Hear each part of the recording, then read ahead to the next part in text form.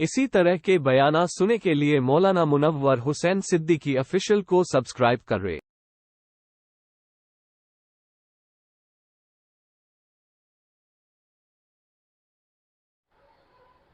अस्सलामु अलैकुम वरहमतुल्लाहि वबरकातुह।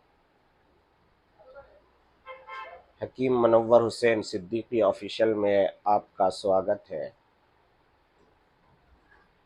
अल्हम्दुलिल्लाहि रब्बिल आलमीन वस्सलातु वस्सलामु अला सय्यिदिर रुसुल व खातमन नबिय्यीन। क़ाल अल्लाहु तबारक व तआला फ़अऊज़ु बिल्लाहि मिनश शैतानिर रजीम बिस्मिल्लाहिर रहमानिर रहीम। अल-यौम अकमलतु लकुम दीनकुम व अतममतु अलैकुम निअमती व रदीतु लकुमुल इस्लाम दीना। सदक़ल्लाहुल अज़ीम व सदक़ रसूलुहुन नबियुल करीम। नहनु अला ज़ालिका मिनश शाहिदीन वश शाकिरीन वल्हम्दुलिल्लाहि रब्बिल आलमीन। अल्लाह रब्बुल इज़्ज़त का बेपनाह करम और एहसान है कि अल्लाह तबारक व तआला ने हमें इंसान बनाया और इंसान बना के बाद फिर मुसलमान बनाया। प्यारे आका मोहम्मद अरबी सल्लल्लाहु अलैहि वसल्लम के उम्मत में पैदा फरमाया।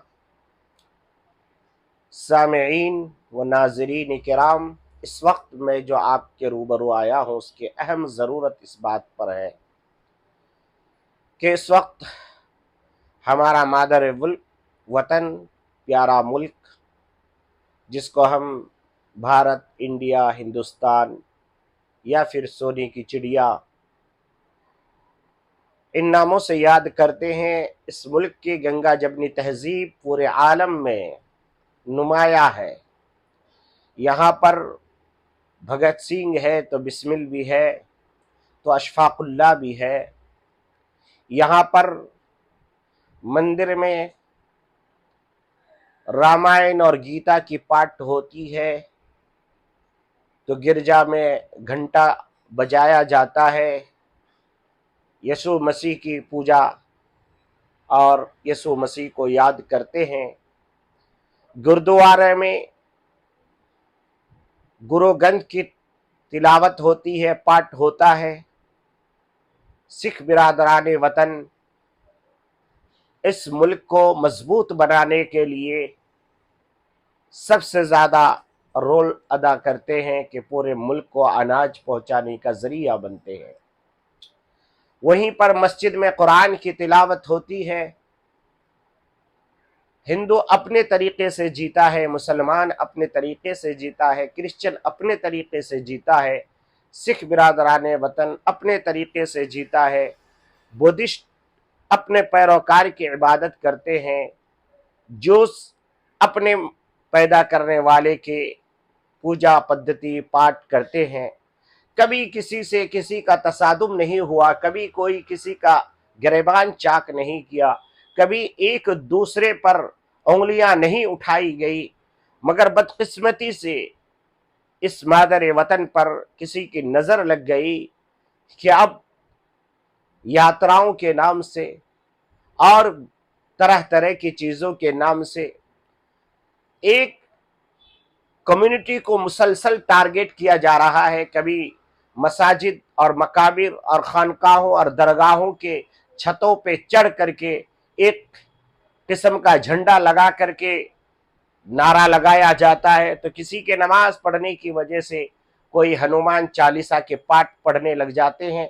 हम कहते हैं शुक्र है अल्लाह का कि हमारी नमाज ने तुम्हें कम से कम हनुमान चालीसा याद तो दिला दिया, वरना बेशुमार नौजवान ऐसे हैं कि उनको खुद पता नहीं था। मगर हमारी नमाज, हमारी कुरान, हमारी मसाजिद, हमारी मदारिस, हमारे खानकाहों को देख करके अब आपके अंदर एक किस्म की जो है ये जागी है कि आप चाहते हैं कि आप अपने धर्म की पूजा पाठ करें। अल्हम्दुलिल्लाह, हम आपको सीने से लगाते हैं, हम आपके लिए दुआएं करते हैं कि आप अपने धर्म पर मजबूती से कायम रहे, खूब अच्छी इबादत करें। हमें किसी से कभी किसी से कोई तकलीफ नहीं, ना हमें आपके भजन से कोई प्रॉब्लम है, ना आपके हनुमान चालीसा से हमें कोई तकलीफ होती है, ना रामायण से, बल्कि जिसका श्लोक ही है कि सर्वे भवन्तु सुखिनः सर्वे सन्तु निरामया सर्वे भद्राणि पश्यन्तु मा कशीतु दुःखा भाग्य भवन्तु। जो ये कहता है कि वसुदेवम कुटुंबकम, तो फिर यहां पर क्यों किसी से किसी का मतभेद हो, क्यों किसी से किसी का इख्तिलाफ हो। अभी हमारी बकरीद गुजरी है, इस बकरीद के मौसम पर हमने कई मेरे बिरादरान वतन से मैंने कहा कि भाई आप अगर चाहते हैं, आप अगर नॉनवेज यूज करना चाहते हैं तो हम आपको पहुंचाते हैं। हमने सैकड़ों लोगों को प्यार और मोहब्बत के साथ पूछा और जिसकी ख्वाहिश जाहिर हुई हमने उसको पूरा करने की कोशिश की।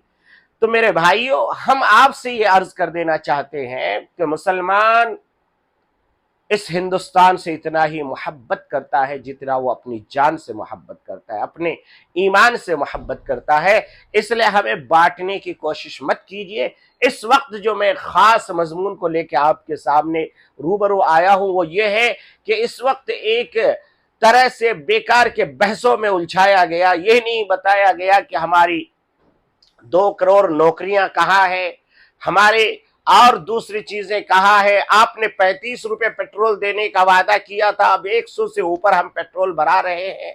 आपने कहा था कि हम नौजवानों को नौकरियां देंगे, वो कहाँ गायब हो गए। ये सारे सवाल न पूछे जाए, इसके लिए हमें बताया जाता है कि हम एक साथ सिविल कोड लाना चाहते हैं, यानी हर एक के लिए एक ही कानून होगा।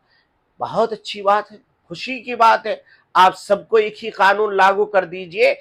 मैं इस वक्त के प्राइम मिनिस्टर से कहना चाहता हूं कि आप अगर एक सा सिविल कोड ला करके ये साबित करना चाहते हैं कि हम हर इंसान को एक सा बराबर रखना चाहते हैं, तो मैं हिंदुस्तान के उन लोगों की, वो भी हमारी बहन है, हम उनकी भी इज्जत करते हैं, मगर उनके फोनों में जिनके ऊपर आपकी मेहरबानियां हैं, जिनको आप हर ठेका उनको देते हैं, कभी अडानी के नाम से, कभी अंबानी के नाम से, उनके घर में जो औरतें हैं उनके हाथों में 5-5 करोड़ का मोबाइल होता है। और मुझे अफसोस तब होता है जब हम घर के दरवाजे खोल करके सुबह को फजर की नमाज के लिए निकलते हैं या उसके बाद फिर जो है चहलकदमी के लिए निकलते हैं, तो रोडों पे झाड़ू लगाती हुई मेरी वो बहनें, मेरी वो माएं रोड को साफ करती हुई नजर आती है। तो मैं आज के मान्यवर प्यारे प्राइम मिनिस्टर से ये गुजारिश करूंगा कि आप अगर बराबरी का कानून लाना चाहते हैं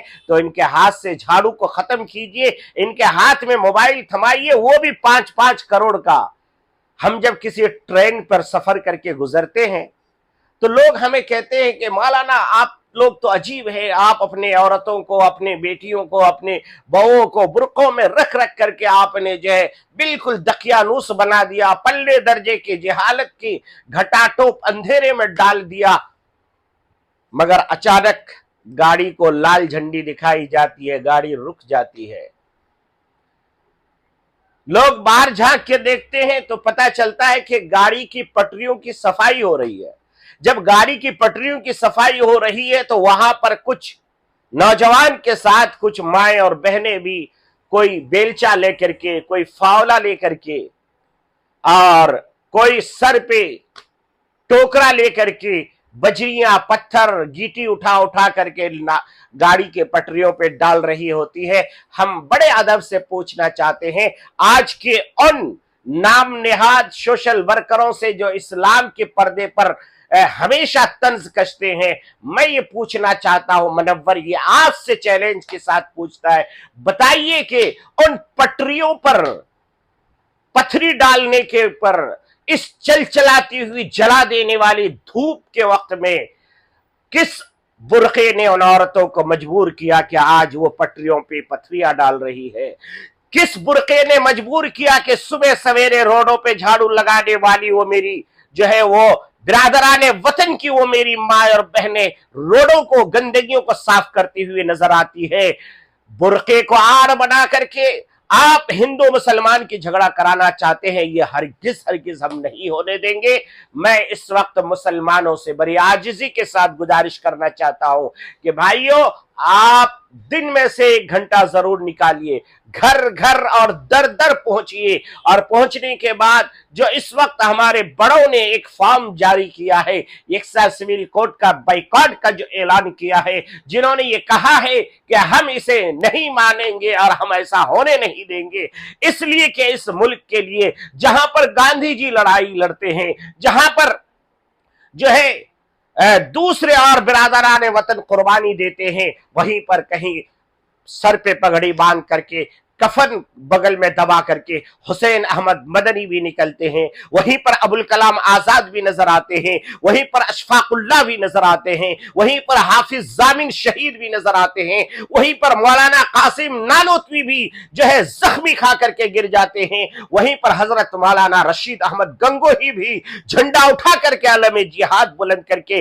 अंग्रेजों के खिलाफ इस मुल्क में बगावत करते हैं और जिहाद करते हैं। उसी मुल्क में जो है विलायत अली भी होते हैं, उसी मुल्क में मुफ्ती किफायतुल्लाह भी नजर आते हैं। इसलिए हम आपको बता देना चाहते हैं कि हमें ये मंजूर नहीं है, नहीं है, नहीं है। हाँ, अगर आप जबरदस्ती करना चाहते हैं तो कीजिए। आपने बाबरी मस्जिद के साथ जबरदस्ती की, मगर उस वक्त के जजों को अल्लाह ने वो तौफीक दी कि वो लिखते लिखते ये भी लिख गए, और जजमेंट में ये भी लिख गए कि यहां पर कोई मंदिर नहीं, बल्कि जो मस्जिद बनाई गई वो किसी मंदिर की जगह पर नहीं, और जिन्होंने तोड़ा उन्होंने अवैध काम किया है, उन्होंने जुर्म किया है, और जिसकी वजह से वो केस आज भी चल रहा है।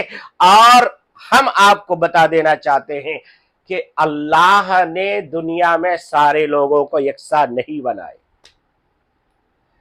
अगर यकसा बनाते तो सारे मर्द होते, अगर यकसा बनाते तो सारी औरतें होती, अगर यकसा बनाते तो सब अडानी और अंबानी होते, अगर यकसा बनाते तो सब बड़े बड़े बिल्डर होते। मगर क्योंकि कारखाना निजाम को चलाने के लिए अल्लाह तबारक व तआला ने तबकातों को मुतय्यन किया है। कोई हवाई जहाज पे सफर करता है, बिजनेस क्लास में जाता है, तो एयर होस्टेस भी उसकी जरूरत होती है। तो एयर होस्टेस वही बन सकती है जिसकी जरूरत हो, जिसके घर को चूल्हा जलाने के लिए पैसों की जरूरत हो। सभी अगर अडानी और अंबानी बन जाए, सभी अगर प्राइम मिनिस्टर बन जाए, तो किसका प्राइम मिनिस्टर बनेगा? नतीजतन यकसा सिविल कोड किसी भी एतबार से, किसी भी लॉजिक से वो कामयाब नहीं हो सकता। और अगर हो सकता है तो आप बताइए, आप बताएं कि कैसे कामयाब हो सकता है। सिर्फ मुसलमानों को परेशान करने के लिए, मुसलमानों को टारगेट करने के लिए। हाँ, कुछ नाम निहाद मेरी माए बहनें भी टीवी एंकर के पास जाकर के अपने ईमान को बेच करके वो अपने नाम, चाहे ये खान, वो खान, फला खान, बतरा खान रख करके, मैं उनका नाम भी नहीं लेना चाहता, मेरी जुबान को मैं गंदी नहीं करना चाहता, वो लोग जाके कहते मैं मुसलमान हूं। अरे मुसलमान नाम किसका है? मुसलमान नाम है अल्लाह तबारक व तआला ने अपने कुरान मजीद के अंदर फरमाया, अपने हबीब सल्लल्लाहु अलैहि वसल्लम से फरमाया। क्या फरमाया? बिस्मिल्लाहिर रहमानिर रहीम, कुल लिल मुमिनाति यग़ुद्दुन मिन अबसारिहिन्ना व यहफ़ज़्न फ़ुरूजहुन्ना व ला युब्दीन ज़ीनतहुन्ना। अल्लाह तबारक व तआला फरमाते हैं, ऐ मेरे प्यारे हबीब सल्लल्लाहु तआला अलैहि वसल्लम, आप मोमिन नात औरतों से कह दीजिए, आप मोमिन माँ और बहनों से कह दीजिए, यग़ज़ुज़्न मिन अबसारिहिन्ना व यहफ़ज़्न फ़ुरूजहुन्ना, कि वो अपनी निगाहों की हिफाजत करे और अपनी शर्मगाहों की हिफाजत करे, और चादरों को अपने ऊपर डाल ले। और फरमाया कि अल्लाह तबारक व तआला ने कुरान मजीद के अंदर औरतों की शान और मकाम और मर्तबा बुलंद करते हुए फरमाया कि वो औरत जो अगर सो जाए तो उसके पांव के नीचे जन्नत है। अगर वो बेटी के रूप में आए तो उस बेटी को शादी दिला दे तो नबी पाक ने फरमाया कि वो उसको जन्नत का टिकट मुहम्मदुर रसूलुल्लाह देगा। और अगर बहन की हिफाजत करता है तो जन्नत का रास्ता उसके लिए आसान फरमाया गया। मालूम यह हुआ कि किसी भी औरत की 4 किस्में, इसलिए जो एक शोशा दिया जाता है कि मुसलमान बाप की दौलत में बेटियों को हिस्सा कम देते हैं, तो उसके लिए हम नहीं, अल्लाह तबारक व तआला ने कुरान मजीद के अंदर फरमाया, यूसीकुमुल्लाहु फी औलादिकुम लिज़्ज़करी मिस्लु हज़्ज़िल उनसयैन, यानी जो जिसका कारीगर है उसको ही हक बनता है कि वो उसके कवानीन और ज़वाबित बनाए। आप पता चलता है, आप हीरो होंडा की गाड़ी खरीदते हैं, हीरो होंडा वाले का कैटलॉग अलग होता है। आप मर्सिडीज खरीदते हैं, मर्सिडीज का कैटलॉग अलग होता है। आप BMW खरीदते हैं, उसका कैटलॉग अलग होता है। आप जागवार खरीदते हैं, उसका कैटलॉग अलग होता है। आप थार खरीदते हैं, उसका कैटलॉग अलग होता है, उसके चलाने के अंदाज अलग होते हैं, उसका गियर बॉक्स अलग होता है, उसका स्टीयरिंग अलग अंदाज से होता है। सारी कंपनियों को अपने अपने चीजों के बारे में बताने की पूरी इजाजत और पूरी खुली इजाजत है। तो इसी तरीके से मैं पूछना चाहता हूं, ये इस इंसान को बनाने वाला कौन है? इस इंसान को बनाने वाला अल्लाह समद है, अल्लाह की जात है। अल्लाह तबारक व तआला ने इंसान को बनाया, बनाने के बाद इंसान के लिए गाइड बुक, इंसान के लिए कैटलॉग, इंसान के लिए एक जो है इंटरनेशनल लॉ बना करके, कभी जो है तौरेत के शक्ल में, कभी इंजील के शक्ल में, कभी जबूर के शक्ल में, कभी सोहफ़े इब्राहिमी के शक्ल में, कभी सोहफ़े नूह की शक्ल में, कभी सोहफ़े आदम की शक्ल में, और आखिर में कुरान मजीद की शक्ल में मुहम्मदुर रसूलुल्लाह सल्लल्लाहु अलैहि वसल्लम की जात में इस कुरान को उतारा। 23 साल में रफ्ता रफ्ता उतारा, उतार करके पूरी मशीनरी की बनाने का तरीका भी बता दिया कि हमने इंसानों को कैसे बनाया। उससे पहले दुनिया के पास कहीं पर कोई इल्म नहीं था कि बच्चे की पैदाइश कैसे हो सकती है। आज 1400 साल के बाद मशीनरियां ये साबित करती है, आज टेक्नोलॉजी ये साबित करता है, आज की साइंस ये साबित करती है कि इंसान की पैदाइश ऐसे ही होती है जैसा कि कुरान ने बताया। तो मैं आपसे बता देना चाहता हूं, अल्लाह ने इंसान को बनाया और उसका कैटलॉग, उसका गाइड बुक अल्लाह ने कुरान की शक्ल में भेज दिया। अल्लाह की मशीनरी है, अल्लाह ने भेज दिया, और अल्लाह ने कह दिया ला तब्दीला लिखल्किल्लाह और ला तब्दीला लिकलिमातिल्लाह। अल्लाह की खिलकत में कोई कमी बेशी नहीं आएगी। अल्लाह ने अगर इंसान को पांव से चलने के लिए बनाया तो आज भी पांव से चल रहा है। इंसान को अल्लाह ने अगर हाथ से खाने के लिए बनाया तो आज भी इंसान हाथ से खाता है, मुंह में खाता है। आज का कोई अंधा नहीं कहता कि नहीं हम मुंह से, बहुत जमाना हो गया खाते खाते, हम अब नाक से खाएंगे। खाओ बेटा, नाक से खाओ, कौन मना करता है? नहीं, हम पांव से नहीं चलेंगे, ये अल्लाह का बताया हुआ तरीका हमें पसंद नहीं, हम सर के बल चलेंगे। चलो भाई, तुम जोकर बन जाओ पूरे दुनिया के लिए, कौन मना कर रहा है? अगर तुझे जोकर बनना पसंद है तो बनो। मगर अल्लाह ने कहा कि नहीं, हमने इंसान को बनाया और इसमें कोई किस्म की रद्दो बदल नहीं। ऐसा नहीं होगा कि जैसे दूसरी कंपनियां गाड़ियां बनाती है, गाड़ी फ्लॉप हो गई, अब दूसरी गाड़ी बनाओ, दूसरी फ्लॉप हो गई, तीसरी बनाओ, तीसरी फ्लॉप हो गई, चौथी बनाओ। आपने बहुत सारी कंपनियों की गाड़ियां देखी है, पहले आई फ्लॉप हो गई, फिर उसको मोटिवेट किया, उसको फिर जो है थोड़ा सा स्ट्रॉक किया, उसके बाद फिर उस गाड़ी को रोड पे उतारा। मगर अल्लाह ने सबसे पहले इंसान हजरत आदम को जैसे बनाया था, ऐसे ही आज तक इंसान बन रहा है। 2 हाथ हजरत आदम के थे तो 2 हाथ आज हमारे भी हैं, 2 पांव हजरत आदम के थे, 2 पांव आज हमारी भी हैं, 2 आंखें हजरत आदम की थी, आज 2 आंखें हमारी भी है। ये अलग बात है कि इंसान का कद मौसमियात के एतबार से, जुग्राफिया के एतबार से घटता और बढ़ता रहता है। चाइनीज का कद छोटा, वो उनकी जोग्राफिया के एतबार से है। साउथ अफ्रीका और नाइजीरिया और न्यूजीलैंड और वेस्ट इंडीज के लोगों का कद लंबा, ये उनके जो है वहां के मौसम और वहां के खान पीन और वहां के रहन सहन और बोधबाश की वजह से है। मगर अल्लाह ने उसमें कोई तब्दीली नहीं की और कयामत तक कोई तब्दीली नहीं।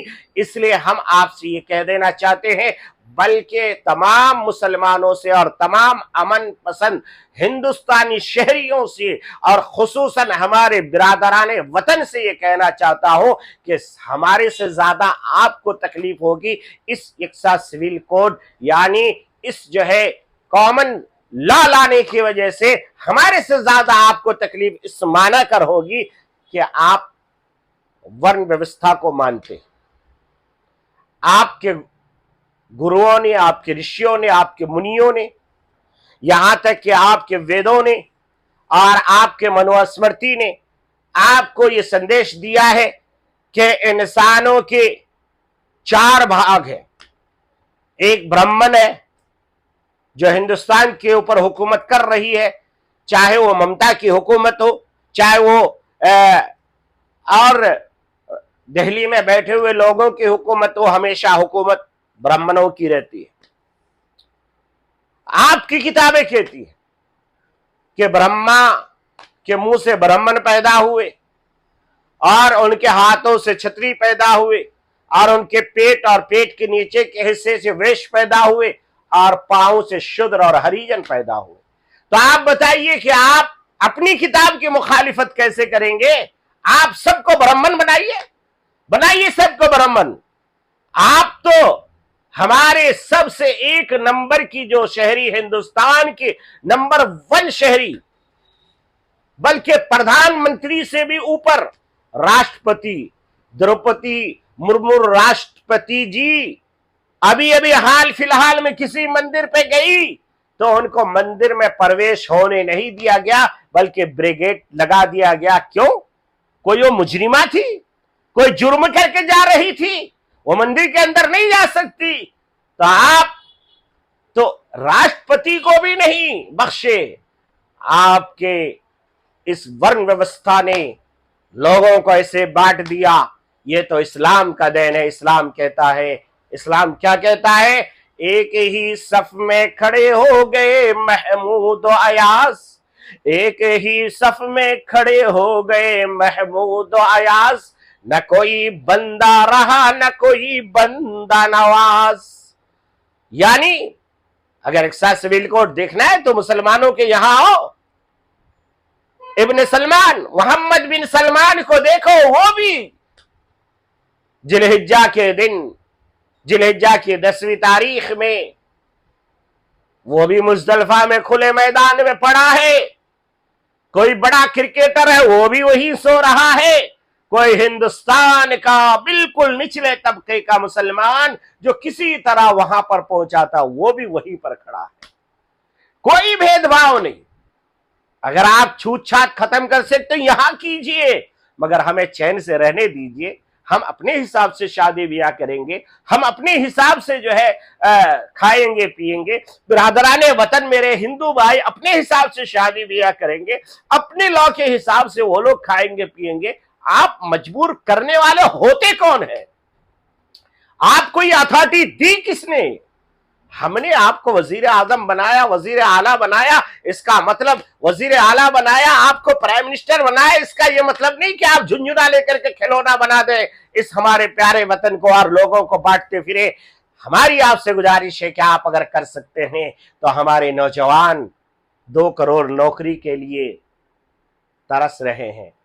किसी जमाने में मंजर भोपाली ने एक शेर कहा था कि दर बदर भटकना क्या दफ्तरों के जंगल में, दर बदर भटकना क्या दफ्तरों के जंगल में, ये बेलचा उठा लेना, ये डिग्रियां जला देना। आज हमारे आपको कभी समझ में आया तो आपने कहा कि नौकरी के चक्कर में क्यों रहते हो, आप पकोड़ा तलना शुरू करो। मेरे नौजवान पकोड़ा तलने लगे। आपने कुछ और कहा, वो करने लगे, मगर उससे पेट नहीं भरता। मेरे प्राइम मिनिस्टर साहब, आपसे हमारी गुजारिश है, आप अगर कर सकते हैं नौकरियों का इंतजाम कीजिए। आप कर सकते हैं इस हिंदुस्तान के रेलवे को दुरुस्त कीजिए। एक एक डब्बे में 4-4, 5-5 हजार आदमी घुस के जाता है। भेड़ बकरी से बदतर जिंदगी है उनकी। कभी जाइए बगैर जनरल टिकट में सफर कीजिए, समझ में आएगा। आप तो ऐसे सवारी करते हैं, आपको पता भी नहीं है कि निचले तबके का लोग किस अंदाज से जिंदगी गुजारते हैं। फिर आप कहते हैं कि हम कॉमन सिविल कोड लाएंगे, हम एक साथ सिविल कोड लाएंगे, हम सबको बराबरी का जिंदगी देंगे। दीजिए सबको एक एक अपार्टमेंट दीजिए, सबके हाथ में जो है 5-5 करोड़ का मोबाइल दीजिए, सबको एक एक प्लेन दीजिए, सबको जो है फैक्ट्रियों का मालिक बनाइए। नहीं बना सकते तो फिर क्यों हमें परेशान करते हैं हिंदू मुसलमानों के झगड़े में बांट करके? हमें कमाने दीजिए, खाने दीजिए, आराम की जिंदगी गुजारने दीजिए। हम 70-75 साल से बहुत सुकून से जिंदगी गुजार रहे थे, मगर आपने आके हमारे नौजवानों के हाथों से किताबें छीन ली, हमारे नौजवानों के हाथों से आपने कलम छीन लिया, हमारे नौजवानों के हाथों से लैपटॉप छीन लिया। आप आए थे तो आपने कहा था एक हाथ में मुसलमान का हम कुरान देखना चाहते हैं, एक हाथ में हम लैपटॉप देखना चाहते हैं। हम भी बहुत खुश हो गए कि चलो अब तो कोई आया है, 70 साल के बाद कोई तो आया है जो मुसलमानों को उसका बिछड़ा हुआ हक मिल जाएगा। मुसलमान महरूमी की जिंदगी गुजार रहा था, हमारी जज्बात के एहसासात की किरणों ने जो है करवटें ली, हम बेदार हुए, हमने सोचा चलो हम भी जो है मोदी जी को सपोर्ट करते हैं, उन्हीं को वोट देते हैं।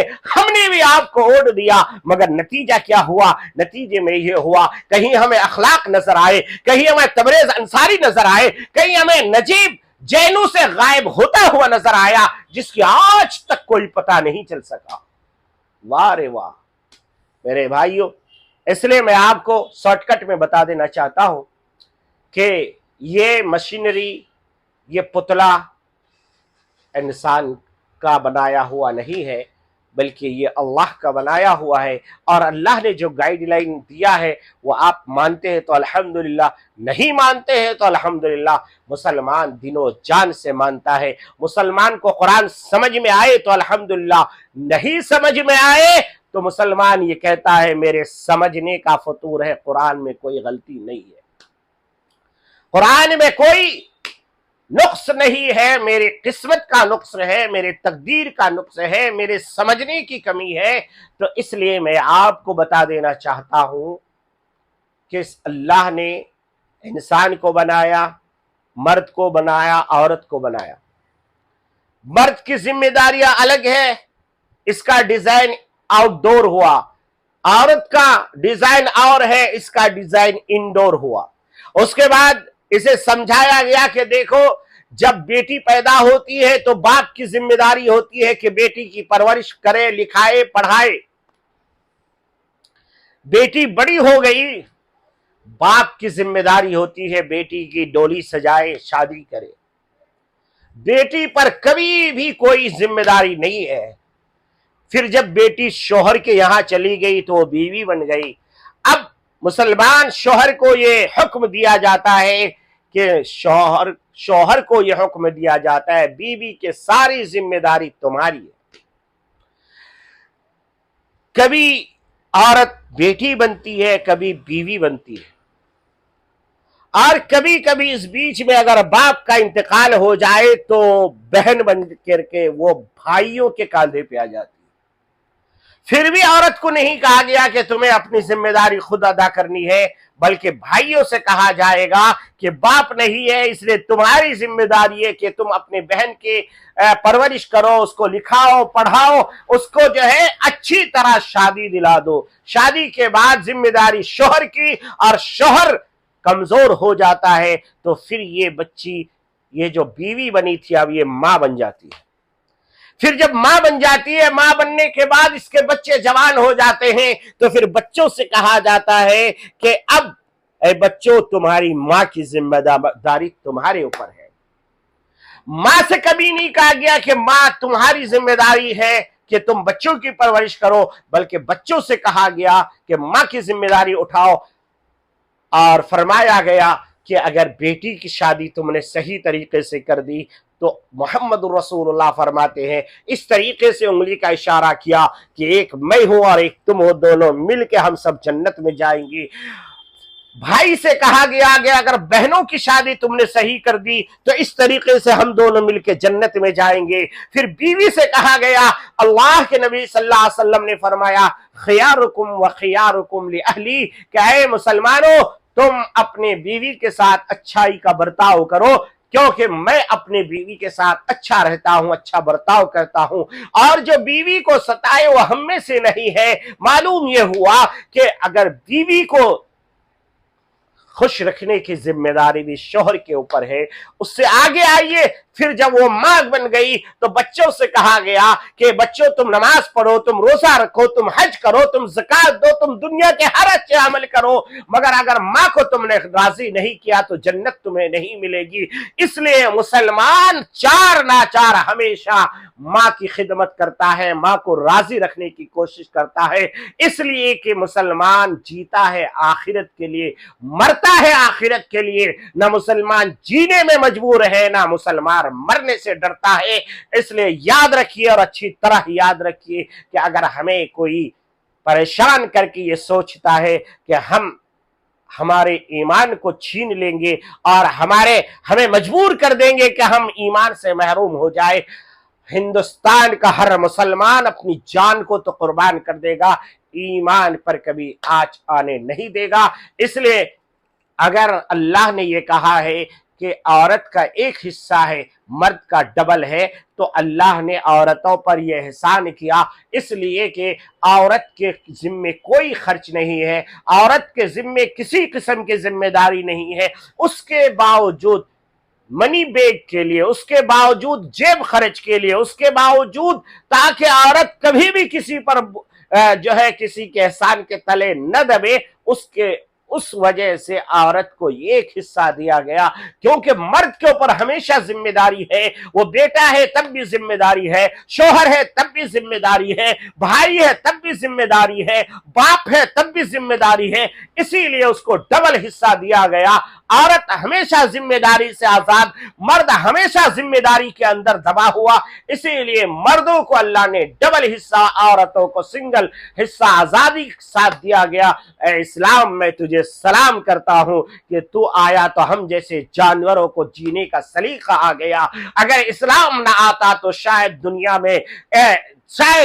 में जीने का भी सलीका ना आता। मैं तमाम हिंदुस्तान के अमन पसंद शहरियों से, गंगा जमनी तहजीब में रहते हुए बिरादराने वतन से भी गुजारिश करूंगा, आप पुरजोर मुखालिफत कीजिए इस कानून का, इस बंटवारा कानून की मुखालिफत कीजिए, ताकि यह हिंदुस्तान गंगा जमनी तहजीब के साथ आगे बढ़ता रहे, तरक्की करता रहे। एक शेर के साथ मैं अपनी बात खत्म करता हूं कि मैं मुस्लिम हूं, वो हिंदू है, हम दोनों है इंसान। मैं मुस्लिम हूं, वो हिंदू है, हम दोनों है इंसान। ला मैं पढ़ लूं तेरा गीता, तू पढ़ ले मेरा कुरान। ला मैं पढ़ लूं तेरा गीता, तू पढ़ ले मेरा कुरान। और छूत छात के झगड़े छोड़ो, भेदभाव के झगड़े छोड़ो, यही है दिल में एक अरमान। एक ही थाली में खाना खाए सारा हिंदुस्तान, एक ही थाली में खाना खाए सारा हिंदुस्तान। चलते चलते एक छोटा सा वाकया मुझे याद आया कि अभी 8-10 दिन पहले मेरे एक अजीज का, बहुत ही अजीजम का हार्ट का ओपन हार्ट सर्जरी हुआ नारायण हरदाले हॉस्पिटल में। हम लोग जब वहां गए, वैसे पहले से भी मालूम था, कई बार देख चुका, मगर इस वक्त क्योंकि हिंदुस्तान की ऐसी जहर आलूद हवा चल रही है कि एक दूसरे का हम मुखालिफ बनते जा रहे हैं। हम जब वहां गए तो जोहर का वक्त हुआ, नमाज पढ़ने के लिए गए तो देख के दिल बाग बाग हो गया कि हार्ट के डॉक्टर ने एक हार्ट को इस तरीके से उन्होंने जमा किया कि एक ही छत के नीचे एक तरफ से गुरुद्वारा बनाया, इधर से चर्च बनाया, इधर से मंदिर बनाया, इधर से मस्जिद बनाया, और बीच में लाके सबको मिला करके उन्होंने अपने एतबार से एक दर्श देने की कोशिश की कि देखो, पैदा करने वालों ने सिर्फ इंसान पैदा किया है और वो एक ही है, वो मालिक है।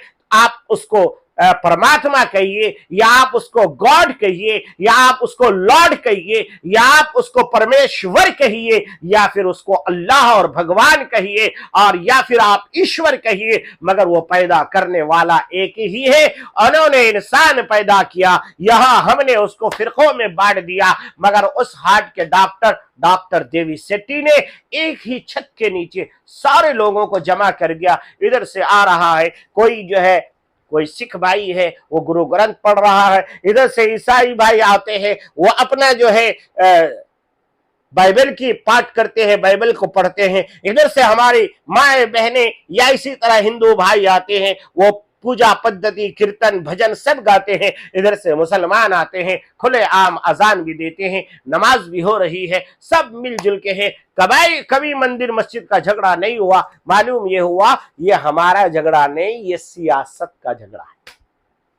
इसलिए इस सियासत से आप अपने आप को दूर रखिए और इन झगड़ों से भी आप दूर रहिए। हिंदू मुसलमान सिख ईसाई हम सब है भाई भाई, यही है हमारा नारा। चलिए इंशाअल्लाह फिर कभी मौका मिलेगा तो आपसे हमारी बातचीत होगी। जज़ाकल्लाहु खैरल जज़ा। अस्सलामु अलैकुम व रहमतुल्लाहि व बरकातुहू। आखिर दावाना अल्हम्दुलिल्लाहि रब्बिल आलमीन।